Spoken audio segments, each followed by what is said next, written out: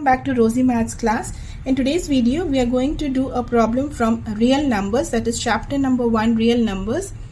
Prove that square root of 3 is irrational.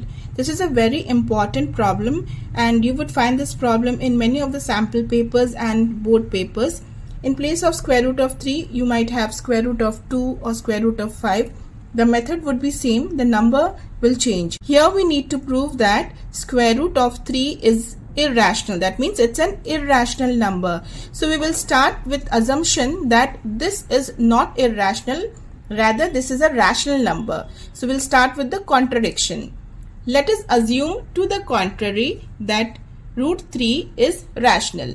So we can find integers a and b such that root 3 is equal to a upon b, where b is not equal to 0, and let a and b be co-prime. This means that when we are assuming root 3 as a rational number, we know that any rational number can be written in the form of p upon q. So we are writing it in the form of a upon b.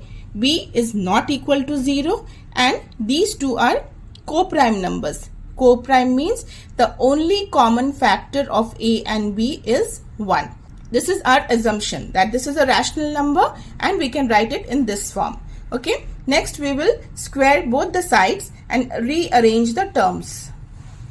Square root of 3 squared, when we do, we get 3, and here we get a squared upon b squared. Take b squared to the other side. So this would be 3b squared is equal to a squared, which means that a squared is a multiple of 3 because we are doing 3b squared is equal to a squared.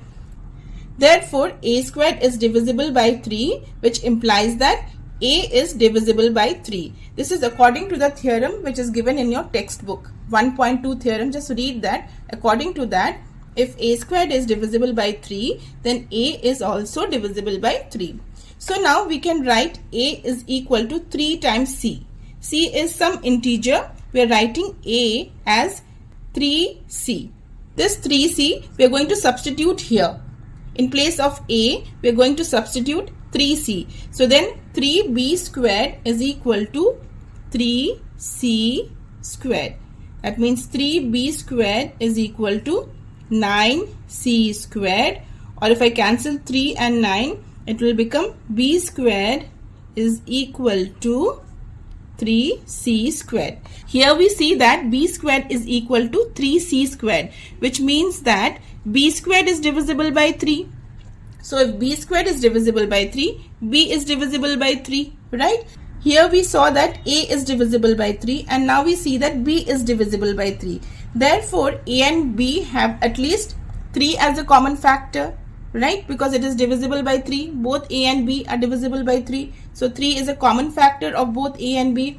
But this contradicts the fact that a and b are co-prime, because the assumption that we made in the beginning is that here let a and b be co-prime. So this is a contradiction to this statement, and this contradiction arises because of our incorrect assumption. This contradiction has arisen because of our incorrect assumption that root 3 is rational. So we conclude that root 3 is irrational. Okay, so this is our final conclusion, that root 3 is irrational. In exactly the same way, you need to prove square root of 2 and square root of 5 is irrational number. The steps would remain exactly the same, only the number and calculation will change. That's it.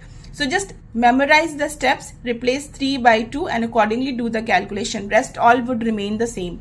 And this is a very important question from the exam point of view. Well, that's all for now. See you all in the next video.